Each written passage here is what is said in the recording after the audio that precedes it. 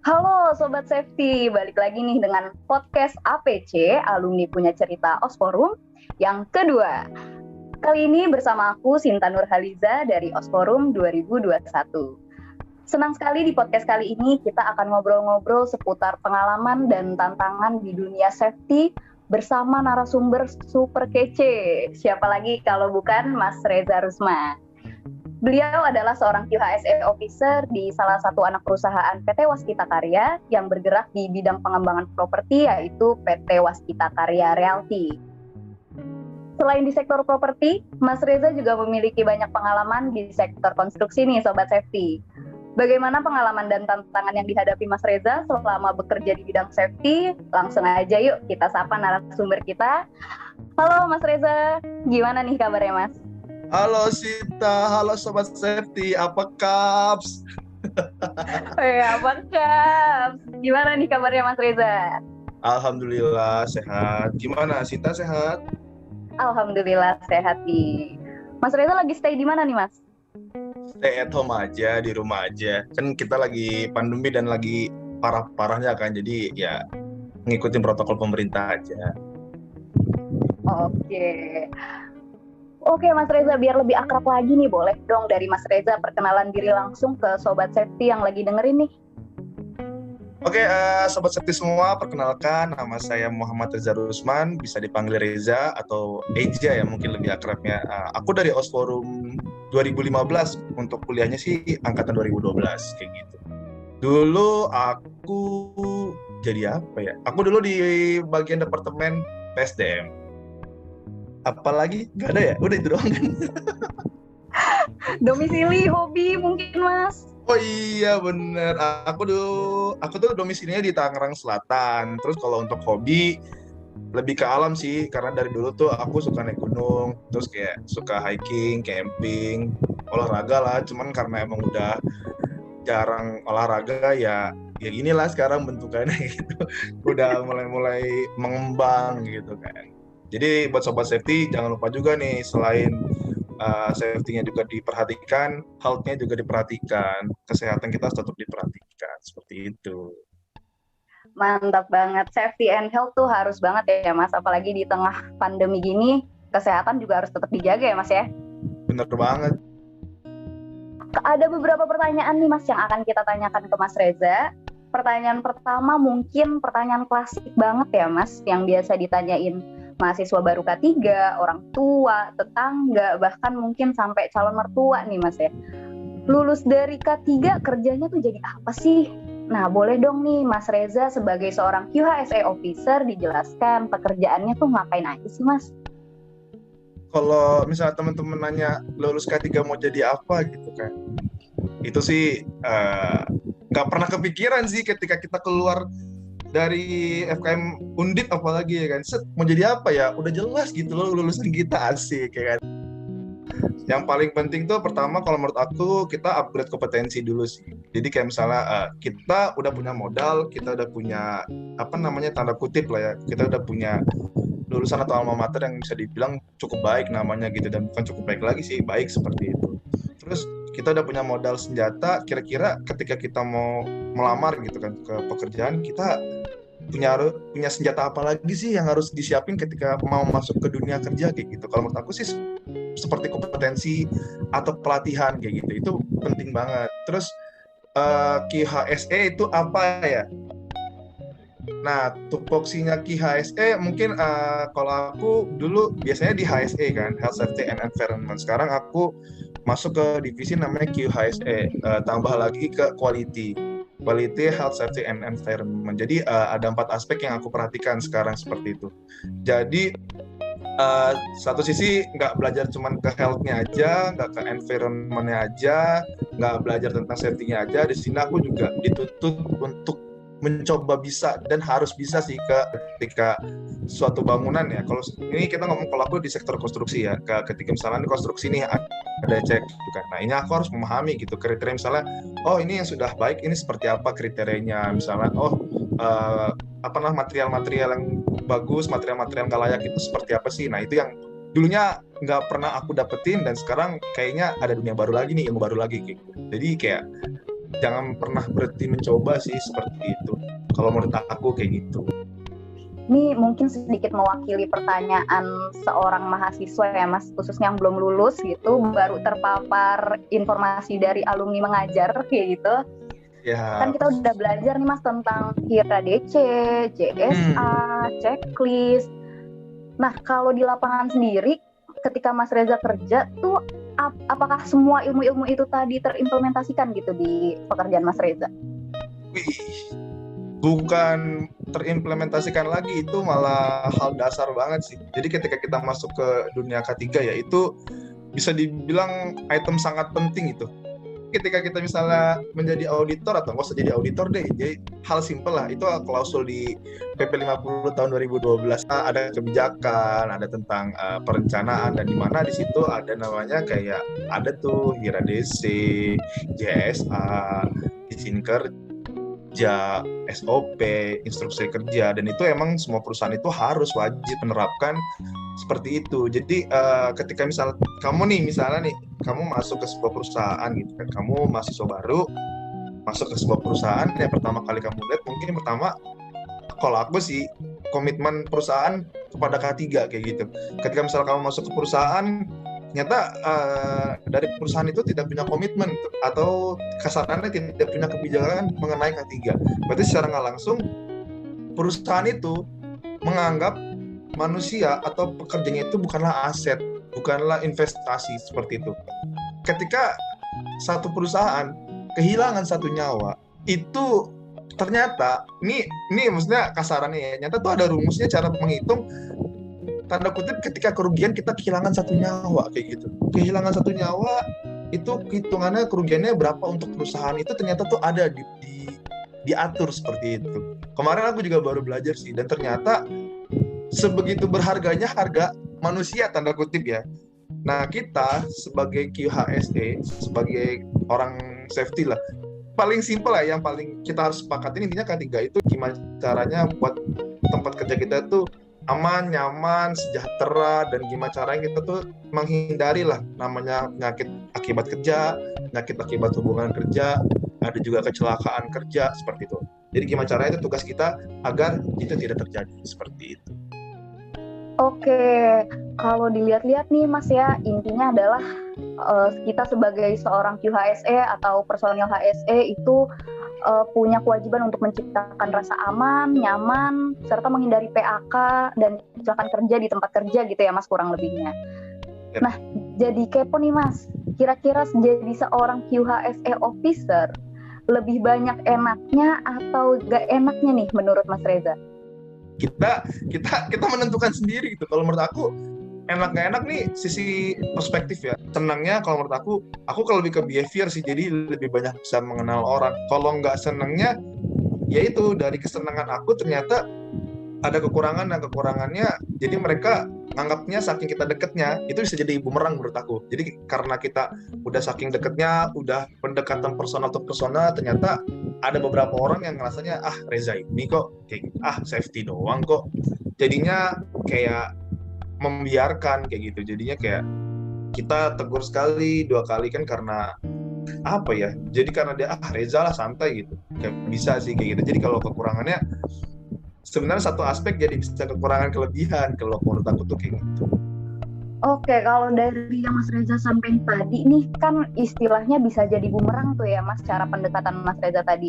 Nah, gimana cara Mas Reza membangun batasan ke pekerja biar safety ini bukan cuma karena Mas Reza aja nih, entah Mas Reza karena Mas Reza dipandang sebagai safety officer, atau justru karena ngerasa deket jadinya istilahnya ngegampangin gitu. Jadi misalnya kalau aku dulu tuh kayak misalnya ketika negur orang kita pakai alasan. Jadi kayak misalnya, Pak turun Pak gitu kan, kenapa gitu kan, saya turun kan, kenapa Pak saya di stop, Bapak nggak pakai body harness Pak, karena peraturannya kalau Pak kerja di ketinggian di atas 1,8 Bapak wajib menggunakan body harness gitu kan.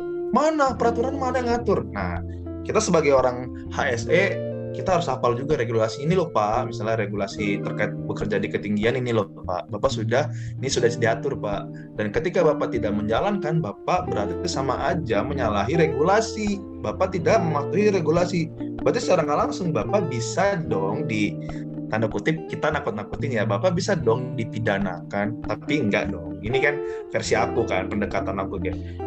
Jadi sebelum kita memberhentikan, kita harus punya reason dulu, alasan yang logis gitu. Ketika nanya, lu kenapa lu nyetopin gua? Apa hak lu gitu kan? Lu siapa?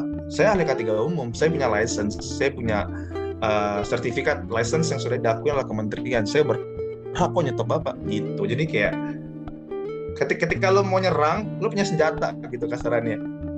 Berarti apa ya istilahnya, kita sebagai seorang personel HSE tuh buat belajar cara pendekatan pekerja, juga pemahaman tentang regulasi itu memang udah harus belajar sejak dini ya istilahnya, biar nanti di tempat kerja ya udah bukan AIUEO tempat kayak gitu ya Mas ya.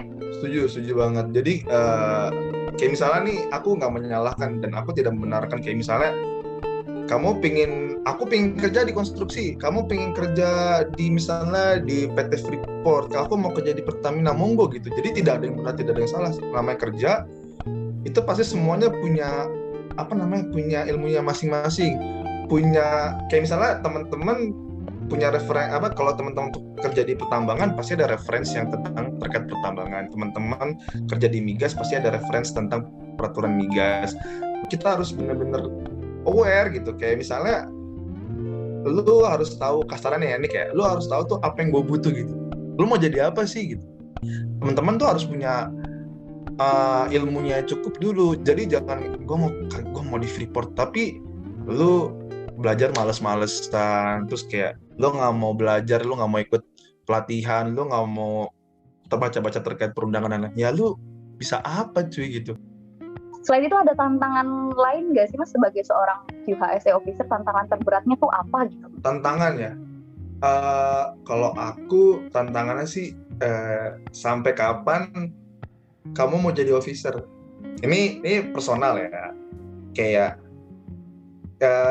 ketika misalnya kita mau berkarir gitu kan, pasti kamu punya plan dong. Kayak oke lah, aku 5 tahun ini 6 tahun aku officer, aku belajar basic, semuanya aku tahu sistem yang harus aku ikutin.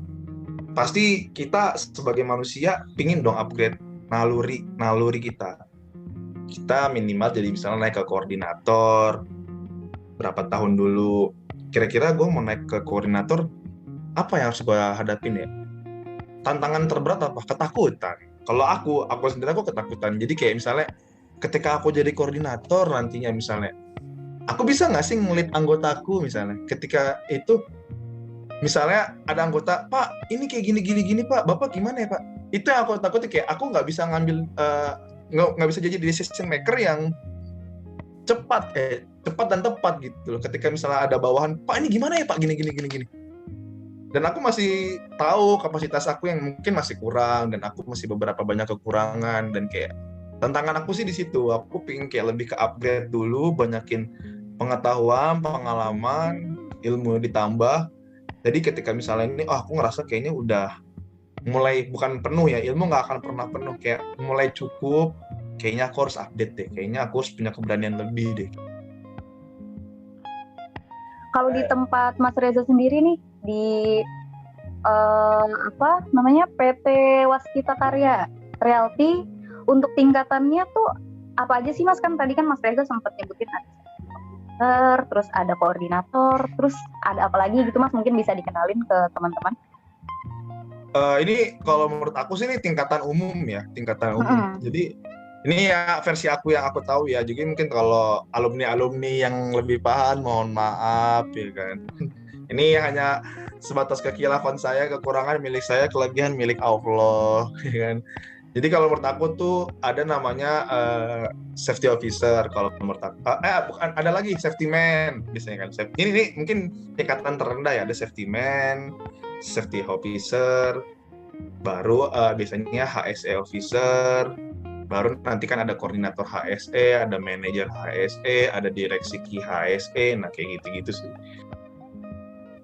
Oke, Berarti sebenarnya kalau untuk hierarki itu kurang lebihnya di setiap tempat tuh sama aja ya Mas, sama pada umumnya. Bedanya mungkin di beberapa tempat ada yang punya nama sendiri kayak gitu atau namanya beda dikit lah kayak gitu ya Mas ya.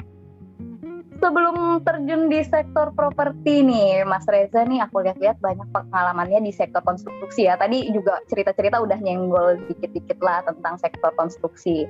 Mas Reza nih udah pernah kerja di mulai dari PT Obayashi Shimizu Jaya Konstruksi, PT Akset Indonesia, dan PT Wika Realty sebagai HSE Officer. Nah, apa sih Mas yang membedakan bekerja sebagai personil HSE di sektor properti dan sektor konstruksi? Oke, sebenarnya nggak jauh beda sih, cuma mungkin karena lingkungan kerjanya aja sih kalau menurut aku. Tapi dari tugas pokoknya, terus kayak program-programnya itu banyak banget. Maksudnya sama dan banyak kayak gitu ya. Dan kalau menurut aku kalau properti di building management tuh bisa dibilang lebih complicated, bisa juga karena gimana caranya aku belajar juga tentang mechanical, aku belajar juga tentang electrical, aku juga harus belajar tentang struktur atau apapun itulah. Karena kan ternyata kayak misalnya regulasi, simpelnya dari regulasi tentang kebakaran atau misalnya apapun itu, DKI akan punya regulasi berbeda dengan Tangerang. Kayak mereka tuh punya regulasi-regulasi terkait kayak gitu loh. Jadi kayak misalnya ada namanya, aduh mau ngomong apa tapi jadi lupa, kan intinya ada perbedaan seperti itu. Bukan kebijakan sih, kayak misalnya ada di peraturan DKI mengharuskan seperti ini, tapi itu di Tangerang tuh tidak ada, di daerah-daerah lain tidak ada. Jadi kayak ketika kita misalnya, oh aku kerja di properti di daerah Jakarta, aku harus ikut prosedur yang DKI seperti itu. Kayak sistem pelaporannya pun kayak lingkungan itu kan ada DKI, mereka punya sistem web sendiri misalnya kan. Nah kita harus mengikuti itu. Lingkungan, misalnya aspek lingkungan itu aku sangat sedikit lah sebelumnya. Yang di Akset atau yang di Obayashi itu sangat sedikit terjun di bidang lingkungan. Kayak pengukuran lingkungan apapun itu aku sangat sedikit. Ternyata green building itu banyak juga syarat-syaratnya. Kayak misalnya kita harus bisa save energy, save kertas, paper, gimana caranya kita bisa mengurangi kapasitas listrik, itu caranya bagaimana, itu diatur. Jadi kita harus pakai misalnya ada namanya energi solar cell. Itu solar cell yang kita butuhkan itu bisa menghemat lampu atau menghemat listrik berapa persen, coverage seperti apa, terus kayak gitu-gitulah. Terus kayak aku harus sudah belajar coba perizinan tentang TPS limbah B3, misalnya cara merecordnya, melaporkannya, manifest B3 itu kita harus dilaporkan, kita report juga ke LH daerah setempat kayak gitu-gitu sih. Jadi kayak bisa dibilang banyak ilmu banget malah yang didapetin di properti kayak gitu. Terus kita malah juga terlibat misalnya kayak kita tanggap darurat prosedur ya. Kebalik kan, prosedur tanggap darurat. Prosedur tanggap daruratnya kita harus malah melibatkan satu gedung gitu kan. Gimana caranya satu gedung 17 lantai kita mengkoordinir orang ribuan, gimana cara kita bisa simulasi di 2 gedung di 17 lantai, kita berkoordinasi dengan mereka, kita buat pelatihan ke tenan-tenan di setiap lantainya kayak gitu. Jadi tetap kita menjalankan program-program K3 itu tetap melibatkan orang banyak kayak gitu. Karena tapi selama pandemi ini kita ada keterbatasan, kayak pelatihan itu sangat mungkin sudah dikurangin kayak gitu, malah nggak ada, kita sudah bisa beralih ke Zoom kayak gini-gini kan. Tapi gimana caranya tetap pelatihan itu kita ajarkan ke teman-teman di bawah kita, ke tenan-tenan kayak gitu sih. Banyak sih, pokoknya banyak banget ilmu yang bisa didapetin di properti. Kalau di konstruksi sendiri spesialnya apa nih? Membangun itu ada sejarahnya sih, asik. Bukan ketika misalnya kita ngebangun gedung tuh, menurut aku tuh gimana ya, ada pride tersendiri gitu. Ketika dulu aku misalnya terlibat di MRT gitu kan, gila keren loh, gue dulu pernah kerja di sini, jadi ini beton ini ada keringat gue di sini gitu loh. Nanti ketika gue misalnya punya anak, punya istri, papa dulu kerja di sini loh. Kalau menurut aku sih ada pride tersendiri ketika misalnya aku kerja di sana, misalnya ya meskipun aku nggak sampai selesai ya misalnya, terus melihat bangunan yang sudah jadiin tempat kerja yang aku dulunya pernah itu, wih keren jadi. Terus yang kedua, konstruksi itu tiap hari pekerjaannya berbeda-beda gitu. Jadi kayak misalnya dibilang izin kerjanya berarti setiap hari dong, atau misalnya izin kerjanya update-nya rutin dong, jelas karena pekerjaan di konstruksi itu kompleks, beraneka ragam, terus banyak macamnya. Jadi ketika teman-teman mau terjun di konstruksi itu belajar banyak banget gitu loh. Jadi kayak nanti mulai ada dari struktur, ada fondasi, ya kayak gitu-gitu. Nanti teman-teman mau di infrastruktur atau struktur kayak misalnya apartemen, gedung, atau misalnya teman-teman mau jembatan raya atau apapun itu mesti belajar banyak lah. Ada nanti tentang tekstur tanah, gimana cara teman-teman kalau misalnya pengecoran standarnya selamnya harus berapa kayak gini. Itu kan kita ini kalau aku itu nggak ada ilmu K3-nya, cuman lu mau tahu nggak sih, lu kayak kepo-kepo gitu. Kira-kira kalau ngecor kayak gini harus selamnya semennya berapa ya? Nanti selam mungkin teman-teman bisa cari lah ya, sobat K3 bisa cari gitu. Mas Reza nih selain sebagai seorang QHSE officer, nampaknya juga aktif di sosial media ya Mas? Ini pertanyaan di luar skrip ya? Iya nih, tapi iya, kepo aja gitu, kepo. Selain podcast, berkecimpung di dunia apa lagi nih Mas? Saya sih pengen berkecimpung di dunia tarik suara, tapi suaranya astagfirullah ya kan. Aku suka di bidang broadcasting, jadi kayak karena dulunya aku kuliah pernah jadi penyiar 1 bulan di radio kampus, terus kayak dulu SMA aku ikut juga radio sekolah kayak gitu. Jadi kayak ternyata ngobrol itu menyenangkan, maksudnya ngobrol positif ya. Oke, kalau dari Mas Reza sendiri, gimana tuh Mas cara bagi waktunya buat sebagai ya QHSE officer sekaligus content creator gitu? Content creator, itu berat. Itu, aduh, kalau lihat YouTube-ku aja tuh sedih. Subscribernya aja belum ada 100, tolong teman-teman sobat K3 boleh di-subscribe. Nanti linknya di bawah ya. Oke.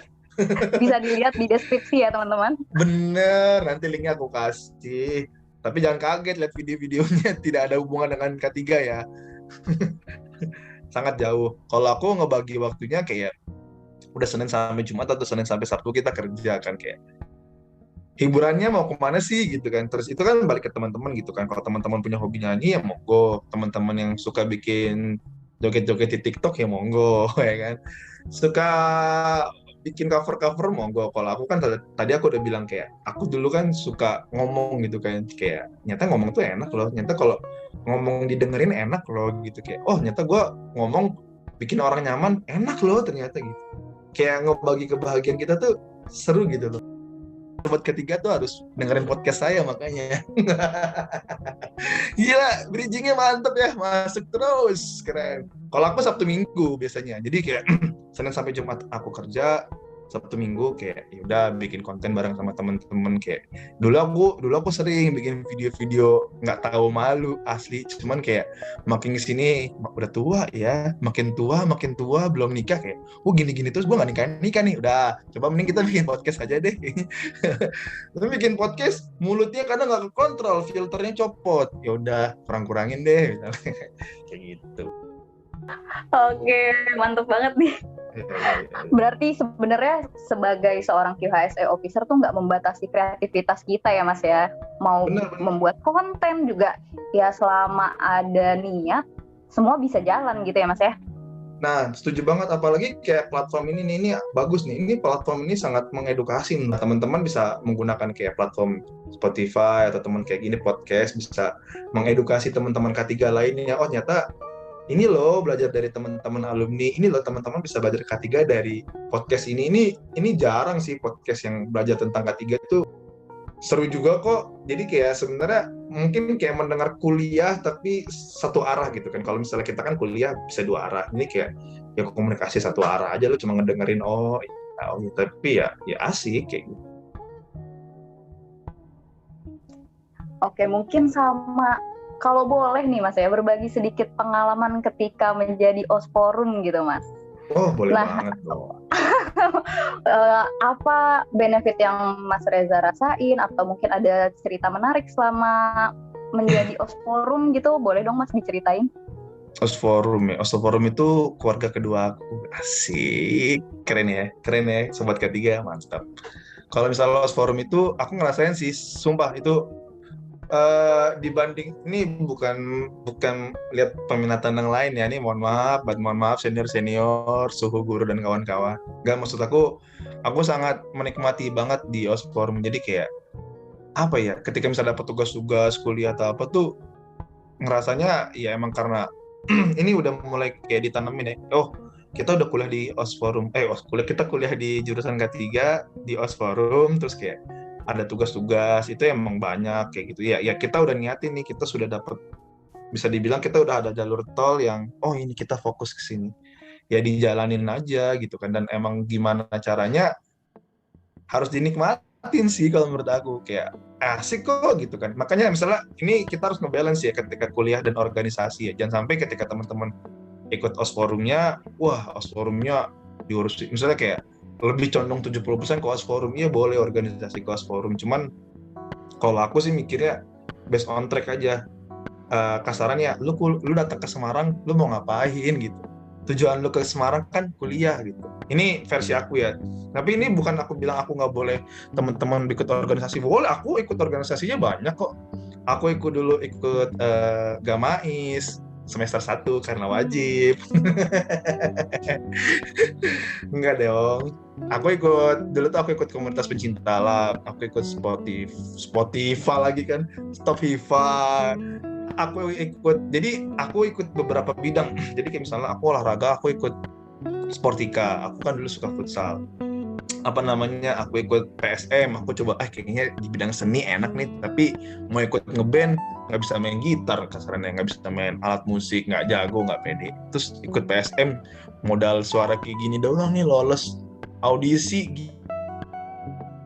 Apalagi aku ikut di lingkungan juga, aktif di bidang lingkungan sosialnya. Aku sosialnya dapat di Stop Viva, aku lingkungan aku dapat di Atmosfer, aku dapat seninya aku dapat di PSM, aku dapat organisasi kuliahannya aku dapat di Osforum. Maksudnya aku fokusin aja sih, kayak Osforum itu akhirnya aku lebih fokusin ke Osforum. Aku daftar di PSDM.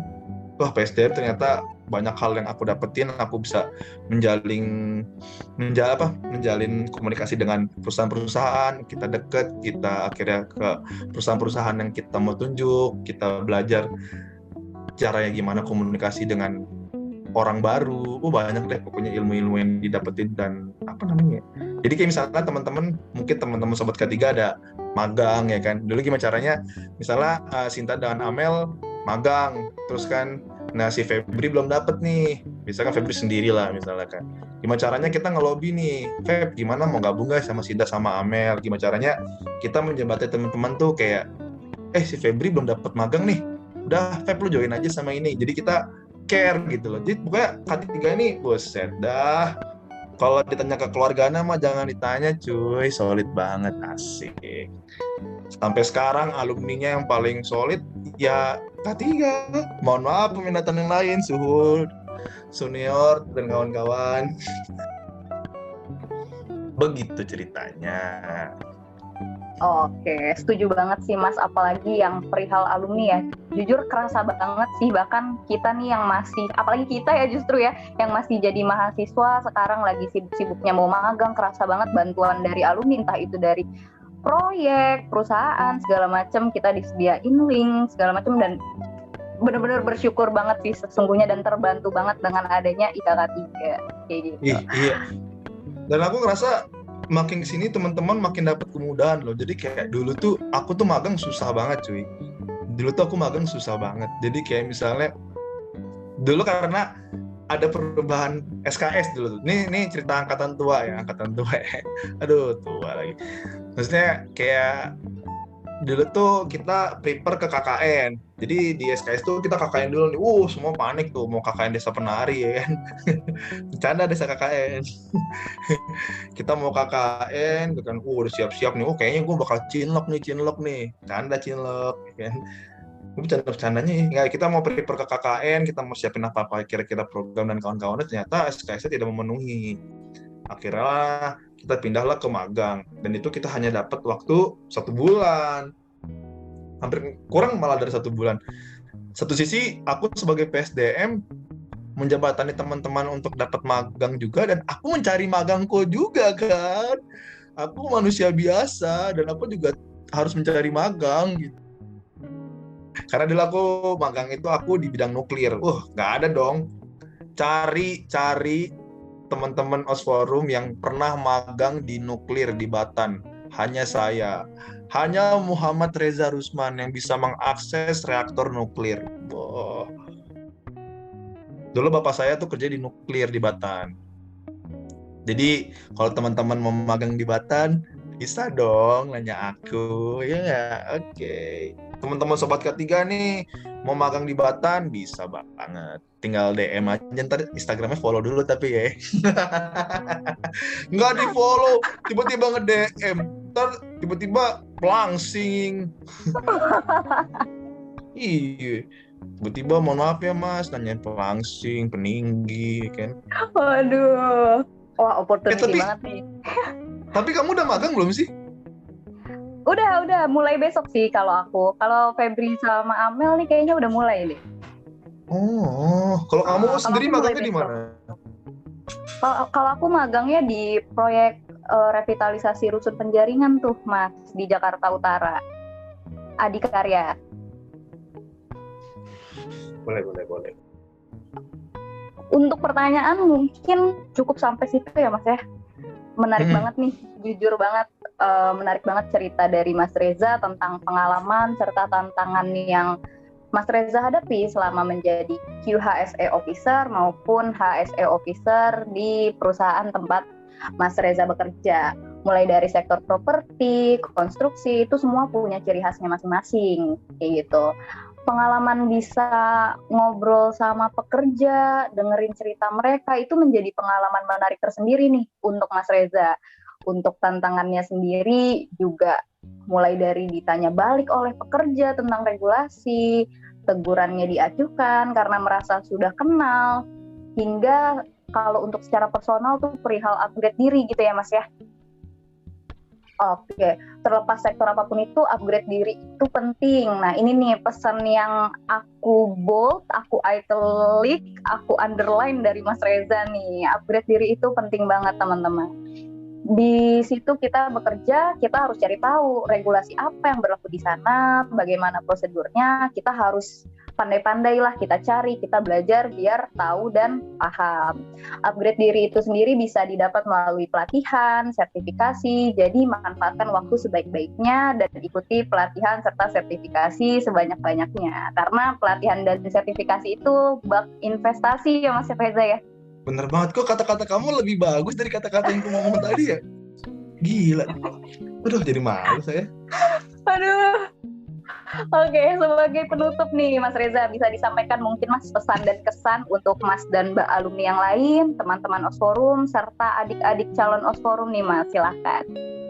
Buat adik-adik calon Osforum dulu ya, mungkin aku mengucapkan selamat datang di Osforum, selamat datang di keluarga besar Osforum. Jadi kayak jangan jangan berkecil hati. Kok jangan berkecil hati? Malah seneng dong ya, bener dong. Kita mancing doang kok. Maksudnya selamat datang di keluarga Osforum, terus kayak nikmatin prosesnya, terus kayak belajar sih. Teman-teman jangan lupa tujuan. Aku sih selalu ngingetin kayak, aku Badung gitu misalnya, aku nakal. Tapi ingat ya, tujuan datang ke Semarang tuh teman-teman mau ngapain sih misalnya kayak gitu kan. Misalnya ini jangan ditiru ya. Ini aduh, contoh apa sih ini? Ngejomplang banget. Jadi maksud aku kayak ingat tujuan teman-teman datang ke Semarang tuh ngapain. Teman-teman kuliah, nuntut ilmu, lulus, bagus nilainya, kerja. Kerja buat siapa? Ngebahagiain orang tua dan masuk surga. Emang intinya calon Osforum harus selalu semangat ya kan. Terus jangan kalau aku bilang mentalnya harus kuat lah, karena di dunia kerja K3 ini keras sih, aku bilang kayak, makanya aku bilang ketika teman-teman nanti terjun di lapangan, kerja di K3, itu mentalnya harus kebentuk, karena teman-teman akan bertemu dengan banyak pekerja yang mungkin notabene latar pendidikannya di bawah kita. Mungkin biar lebih afdol ditutup pakai quotes atau moto mungkin ya Mas, dari Mas Reza. Oh, aku punya moto yang aku pakai sampai sekarang. Asik. Ini moto yang aku pakai sampai sekarang karena aku tahu juga sih dari temen aku juga. Jadi motonya, jangan pernah takut bermimpi karena mimpi itu gratis. Bermimpilah setinggi-tingginya karena mimpi itu gratis. Yoi kan? Keren gak tuh? Cita-cita aja dulu, gue mau kerja di Freeport. Mimpi kan? Gue mau kerja di Pertamina. Ada yang ngalahin lu nggak? Nggak ada. Maksud gue, jangan pernah takut bermimpi ya, karena biasanya itu ketika teman-teman punya mimpi, wah gue gimana caranya nih buat sampai mimpi gue. Bikin mimpi kamu tuh 5 cm di depan kening kamu. Asik 5 cm. Oke, kembali ke Sinta. Hai Sinta. Oke, menarik banget nih quote dari Mas Reza, bener banget sih. Nggak perlu takut ya Mas buat mimpi ya, karena mimpi itu gratis ya. Oke, Sobat Safety, mungkin kita cukupkan dulu untuk podcast kali ini ya. Terima kasih kepada Mas Reza untuk waktunya serta sharing pengalamannya yang luar biasa menarik banget nih. Semoga apa yang udah disampaikan Mas Reza hari ini bisa menjadi motivasi dan inspirasi untuk Sobat Safety semua ya. Terima kasih juga buat Sobat Safety yang setia mendengarkan sampai akhir. Jangan lupa untuk like, share, subscribe, dan follow semua sosial media Osforum untuk update-update terbaru. Mohon maaf apabila terdapat kesalahan kata. Sampai jumpa di podcast APC selanjutnya ya. See you Sobat Safety. See you. Makasih.